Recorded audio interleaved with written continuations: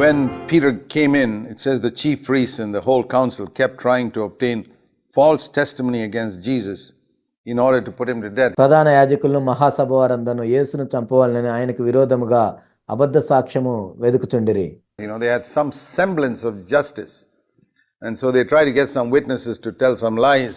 వాళ్ళేదో అబద్ధాన్ని నిజం చేయటానికి, న్యాయం తీర్చినట్లు కనపడటానికి ఏవో సాక్ష్యాలను వాళ్ళు సమకూర్చుకుంటున్నారు. But even then they could not find any, even though many false witnesses came forward to tell all types of lies. But finally, two people came forward and said in verse 61, "This man stated, I am able to destroy the temple of God and to rebuild it in 3 days." అబద్ధ సాక్షులు అనేకులు వచ్చిన సాక్ష్యమేమీ దొరకలేదు. తుదకు ఇద్దరు మనుషులు వచ్చి వీడు దేవాలయమును పడగొట్టి 3 దినముల్లో దాన్ని కట్టగలనని చెప్పిననిరి. Now you know very well that Jesus never said anything of the sort. యేసుక్రీస్తు ప్రభువారు ఆ విధంగా ఎక్కడ చెప్పలేదు. What did these witnesses say? This man said, I am able to destroy the temple of God and to rebuild it in 3 days. వాళ్ళు ఏం చెప్పారంటే వీడు దేవాలయమును పడగొట్టి 3 దినముల్లో దాన్ని కట్టగలనని చెప్పెను. Now compare that with the actual statement of Jesus, what he said, which is described in John's Gospel chapter 2, where he said, దీన్ని మనం యేసుక్రీస్తు ప్రభువారు నిజానికి ఏం చెప్పారో యోహాను సువార్త 2వ అధ్యాయంలో మనం చూసినట్లయితే, to the people in verse 19, destroy this temple and in 3 days I will raise it up. ఇక్కడ ప్రజలతో ప్రభు ఏం చెప్పారు అంటే యోహాను సువార్త 2వ అధ్యాయం 19వ వచనం, యేసు ఈ దేవాలయమును పడగొట్టుడి 3 దినముల్లో దాన్ని లేపుదునని వారితో చెప్పెను. Destroy this temple and in 3 days I'll raise it up. ఈ దేవాలయమును పడగొట్టుడి 3 దినముల్లో దాన్ని నేను లేపుదును. This man stated, I am able to destroy the temple of God. That's not what he said. ఇక్కడ వీళ్ళు ఏం చెప్తున్నారంటే నేను దేవాలయాన్ని పడగొడతాను అని చెప్పినట్లుగా చెప్తున్నారు. He never said, I'm going to destroy the temple of God. నేను దేవాలయాన్ని పడగొడతాను అని ప్రభు ఏం చెప్పలేదు. It's just a little addition. But if you don't remember exactly what he said 3.5 years ago, because this statement was made at the beginning of Jesus' ministry. ఇక్కడ వాళ్ళు కలిపారు ఆయన చెప్పిన దానికి. 3.5 సంవత్సరాల క్రితం యేసుక్రీస్తు ప్రభువారు చెప్పింది ఖచ్చితంగా వీళ్ళకి గుర్తులేనట్లయితే people say, yeah, I remember him saying something like that. అలా చెప్పినట్లు నాకు గుర్తుంది అని వీళ్ళు అంటున్నారు. Well, that's not exactly what he said. కానీ యేసుక్రీస్తు ప్రభువారు నిజానికి అలా చెప్పలేదు.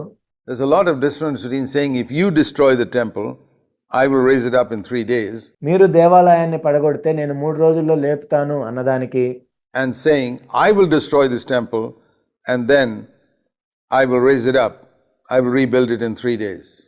నేను దేవాలయాన్ని పడగొట్టి 3 దినాల్లో కడతాను అని చెప్పిన దానికి ఎంత వ్యత్యాసం ఉంది. So very often you find this type of very subtle, either deliberate addition of a word or the removing of a word, or తరచుగా మనం చూసినట్లయితే ఇంత కుయుక్తితో ఒక మాటని కలపటం కానీ మాటను తీసేయటం కానీ జరుగుతూ ఉంటుంది. Sometimes unknowingly there's a lot of false witnessing going on, accusation based on false quotations. కొన్నిసార్లు వాళ్ళకి తెలియక కూడా ఇలా చెప్తూ ఉంటారు. ఇలా అబద్ధ సాక్ష్యం అనేది ఎంతో వెళ్తూ ఉంటుంది. చాలామంది ఈ విధమైన అబద్ధ సాక్ష్యాలను విని ఇతరుల మీద నేరారోపణ చేస్తూ ఉంటారు. Of the statements of others in Christendom. క్రైస్తవత్వంలో ఇతరులు చెప్పినట్లుగా ఆ మాటల్ని విని ఎంత నేరారోపణ చేస్తూ ఉంటారు. He said, he said, he said, he said. ఆయన చెప్పాడు, ఆయన చెప్పాడు, ఆయన చెప్పాడు. Back and forth. And so often we don't remember. ఆయన ఇలా చెప్పాడు, అలా చెప్పాడు అని వీళ్ళు చెప్తుంటారు కానీ నిజానికి ఖచ్చితంగా ఆయన ఏం చెప్పాడు వీళ్ళకి గుర్తుండదు. In some cases people are not deliberately telling lies. They have just forgotten what exactly was said. కొన్నిసార్లు అయితే కొంతమంది కావాలనేమి కలపటం తీసేయటం చేయరు కానీ వాళ్ళకి గుర్తుండదు ఖచ్చితంగా. And so we see here, then they're called false witnesses. You add one word to it and you're a false witness. It says here. ఇక్కడ మనం చూసినట్లయితే అబద్ధపు సాక్షులు అని వాళ్ళు పిలువబడుతున్నారు. ఒక చిన్న మాట మనం చేర్చినా కానీ మనం అబద్ధం సాక్ష్యం చెప్పినట్లే. Finally 2 false witnesses came forward. ఇక్కడ మనం చూసినట్లయితే మొత్తానికి 2 అబద్ధ సాక్షులు ముందుకొచ్చారు. They said what sounded like the truth, but it was not the truth. వాళ్ళు ఏదో సత్యం చెప్పినట్లుగా అనిపించింది కానీ నిజానికి వాళ్ళు సత్యం ఏం చెప్పలేదు. And the high priest stood up and said to him, don't you make an answer to what is it that these men are testifying against you? అప్పుడు ప్రధాన యాజకుడు లేచి, నీవు ఉత్తరమేమి చెప్పవా? వీరు నీ మీద పలుకుతున్న సాక్ష్యం ఏంటి అని అడిగాడు. Jesus could have said, hey, listen, I did not say I am able to destroy the temple of God. I said, if you destroy it, I will rebuild it. But he kept silent. కావాలంటే యేసుక్రీస్తు ప్రభువారు ఈ విధంగా చెప్పుండొచ్చు, నేను దేవాలయాన్ని పడగొడతాను అని నేనేమి చెప్పలేదు. మీరు దేవాలయాన్ని పడగొట్టిన యెడల 3 దినముల్లో దాన్ని నేను లేపుతానని చెప్పాను అని చెప్పొచ్చు. కానీ ఇక్కడ యేసుక్రీస్తు ప్రభువారు ఏమీ చెప్పకుండా ఊరకున్నారు. What an example. Matthew 26 verse 63, Jesus kept silent. ఎంత గొప్ప మాదిరో కదా ఇది. మత్తయి సువార్త 26వ అధ్యాయం 63వ వచనము. యేసు ఊరకుండెను.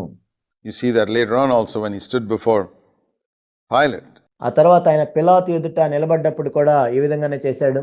that he wouldn't answer a word. ఆయన ఒక్క మాట కూడా బదులివ్వలేదు. He kept silent because he knew that whatever he said, they were going to tear it to pieces. ఆయన మౌనంగా ఉన్నాడు. ఎందుకంటే ఆయనకు తెలుసు ఆయన ఏమి చెప్పినా కానీ వాళ్ళు వినరు, దాన్ని వక్రీకరిస్తారని. And they say, well, he's telling a lie or something like that. So he just kept silent. లేదు ఈయన అబద్ధం చెప్తున్నాడని అంటారు. అందుకే ఆయన ఊరకున్నాడు. And the high priest said to him, I adjure you by the living God that you tell us whether you're the Christ, the Son of God. Are you the Messiah, the Son of God? And Jesus said, you have said it yourself. అందుకు ప్రధాన యాజకుడు ఆయన చూచి, నీవు దేవుని కుమారుడైన క్రీస్తు అయితే ఆ మాట మాతో చెప్పమని జీవము గల దేవుని తోడని నీకు ఆనబెట్టుచున్నాను అనెను. అందుకు యేసు, నీవు అన్నట్టే. Or in other words, yes, I am. ఇంకో మాటలో చెప్పాలంటే, అవును నేనే. But I tell you, hereafter you will see the Son of Man sitting in the right hand of power and coming in the clouds of heaven. ఇది మొదలుకొని మనిషి కుమారుడు సర్వశక్తుని కుడి పార్శ్వమున కూర్చుండుటయు ఆకాశ మేఘారూఢుడై వచ్చుటయు మీరు చూతురని చెప్పగా, He's talking about his own second coming. He says, you're going to see it. తన రెండవ రాకడ గురించి ప్రభు చెప్తూ ఉన్నారు, మీరు చూడబోతున్నారు అని చెప్పారు. And the high priest tore his robes, which is the way of showing disgust with a witness or a criminal. ప్రధాన యాజకుడు తన వస్త్రము చింపుకొని, ఇక్కడ వస్త్రము చింపుకొనుట దేనికి సాదృశ్యంగా ఉందంటే, ఒక నేరస్తుని చూచో లేక మరొక వ్యక్తిని చూసో ఎంతో అసహించుకోవటం. He tore his clothes and said, he has blasphemed. వీడు దేవదూషణ చేసెను అని తన వస్త్రము చింపుకొని ప్రధాన యాజకుడు చెప్తున్నాడు. What further need do we have of witnesses? You have heard him blaspheme yourself. I mean, మనకి ఇక సాక్షులతో పని ఏమి? ఇదిగో ఈ దూషణ మీరు ఇప్పుడు విన్నారు కదా. he asked a question and Jesus replied. ఆయన ఒక ప్రశ్న అడిగినప్పుడు యేసుక్రీస్తు ప్రభువారు ఉత్తరం ఇచ్చారు. And he was just taunting him to say something so that he'd have some excuse to get all the crowd to turn against him. కాబట్టి జవాబు చెప్పు చెప్పు అని వేధిస్తూ ఉన్నాడు. ఎందుకంటే ఆ జన సమూహములందరికీ చూపించటానికి ఈయన దేవదోషం చేశాడని. And what do you think? He asked. మీకేమి తోచుచున్నది అని ఆయన అడిగాడు. And they answered, saying, he is deserving of death. అందుకు వారు, వీడు మరణమునకు పాత్రుడు అన్నారు. I mean, they had already been worked up to ask for his death. They've been taught to ask for his death, and they were just stooges of the high priest and the other Pharisees. ఆ విధంగా చెప్పటానికి వాళ్ళు బోధించబడ్డారు ప్రధాన యాజకుల చేత, పరిసయ్యుల చేత. And they said, yeah, we want his death. అతడు మరణించాలి అని వీళ్ళు అడుగుతున్నారు. I'm amazed at that, because నాకు ఇది ఎంతో ఆశ్చర్యం అనిపిస్తుంది. I can't believe that in that crowd there was nobody whom Jesus had healed. యేసుక్రీస్తు ప్రభువారు ఎవరినైతే స్వస్థపరిచారో వాళ్ళ బంధువులు అక్కడ ఎవరు లేరని నేను అనుకోవట్లేదు. There must have been, and they completely forgot about all that. వాళ్ళు ఉండే ఉంటారు, కానీ దాని గురించి వాళ్ళంతా మర్చిపోయారు. It's amazing man's ingratitude, how quickly he forgets. చూడండి, మానవుడు కృతజ్ఞత లేనివాడిగా ఉంటాడు. ఎంత త్వరగా మర్చిపోతాడో కదా చేసిన మేళ్ళని. What God has done for him, what other people have done for him. They forgot what Jesus did. దేవుడు వాళ్ళకి చేసిన మేళ్ళని, ఇతరులు వాళ్ళకి చేసిన మేళ్ళని మర్చిపోతారు. They spat on his face and beat him with their fists. యేసుక్రీస్తు ప్రభు వాళ్ళకి చేసిన మేళ్ళని వాళ్ళు మర్చిపోయారు. And others slapped him and said, prophesy to us, you Christ, who is the one who hit you? అప్పుడు వారు ఆయన ముఖం మీద ఉమ్మివేసి ఆయన్ని గుద్దిరి, కొందరు ఆయన్ను అరచేతులతో కొట్టి, క్రీస్తు నిన్ను కొట్టిన వాడెవడో ప్రవచింపుమనిరి. Taunting him, troubling him, spitting on him. ఆయన ఎంతో వేధిస్తున్నారు, ఇబ్బందులు పెడుతూ ఉన్నారు, ముఖం మీద ఉమ్మేస్తున్నారు. And he never said a word. అయినా కానీ ఒక్క మాట కూడా ఆయన మాట్లాడలేదు. Like it says in Isaiah 53, they led him like a sheep to the slaughter, and like a sheep before her shearers is dumb. He did not open his mouth. Isaiah 53 verse 7. యెషయా 53:7 చెప్పబడినట్లుగా అతడు దౌర్జన్యమునందెను, బాధింపబడెను, అతడు నోరు తెరవలేదు. వదకు తేబడు గొర్రెపిల్లయు, బొచ్చు కత్తిరించు వాని ఎదుట గొర్రెయు మౌనముగా నుండునట్లు అతడు నోరు తెరవలేదు. He was oppressed and he was afflicted, but he didn't open his mouth. అతడు దౌర్జన్యమునందెను, బాధింపబడెను, అతడు నోరు తెరవలేదు. Like a lamb that is led to the slaughter, like a sheep that is silent before his shearers. వదకు తేబడు గొర్రెపిల్లయు, బొచ్చు కత్తిరించు వాని ఎదుట గొర్రెయు మౌనంగా నుండునట్లు అతడు నోరు తెరవలేదు. He did not open his mouth. 3 times in that verse it says, did not open his mouth, did not open his mouth, was silent. 3 సార్లు ఆయన గురించి ఈ విధంగా రాయబడింది. అతడు నోరు తెరవలేదు, అతడు నోరు తెరవలేదు, ఆయన మౌనంగానున్నాడు. And you know, a sheep looks very beautiful with wool on it, but when it's sheared, when all the wool is taken away, it looks so skinny and ugly. ఒక గొర్రెను మనం చూసినట్లయితే దానిపైన బొచ్చు ఉన్నప్పుడు అది ఎంతో అందంగా ఉంటుంది, కానీ దాన్ని తీసివేసినట్లయితే అది ఎంతో అందవిహీనంగా కనపడుతుంటుంది.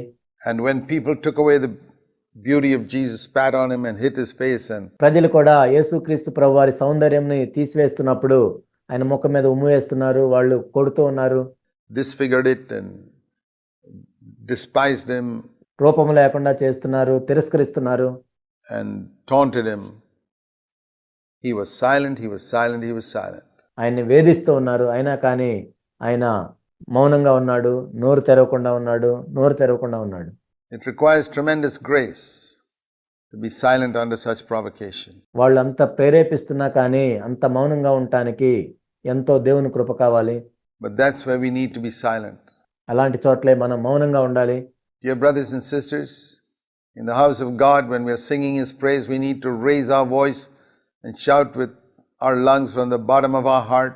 నా ప్రియ సహోదరి సహోదరులారా, దేవుని యొక్క ఇంటిలో మనం పాటలు పాడుతున్నప్పుడు మన స్వరములెత్తి మనం బిగ్గరగా పాటలు పాడాలి.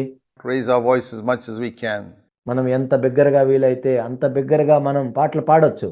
On the other hand, when we are falsely accused, abused and insulted, ఇంకొక చోట మనం చూసినట్లయితే మన మీద తప్పుడు నేరారోపణలు చేసినప్పుడు, మన మీద చెడుగా మాట్లాడినప్పుడు we need to keep quiet. We need to know when to raise our voice and when to keep quiet. But అక్కడ మనం మౌనంగా ఉండాలి.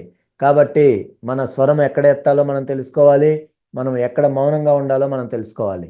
alas, what do we see among many believers? Many believers, what we see is, in the time of praise, they are usually silent or sort of whispering.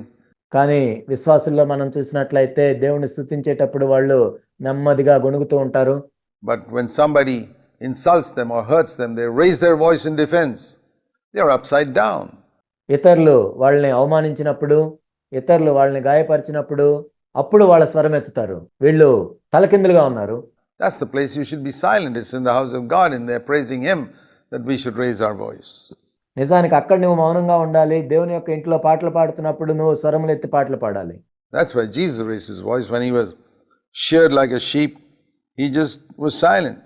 బొచ్చు కత్తిరించు వాని ఎదుట గొర్రె పిల్లవలే యేసుక్రీస్తు ప్రభువారు అక్కడ ఉన్నప్పుడు ఆయన మౌనంగా ఉన్నాడు.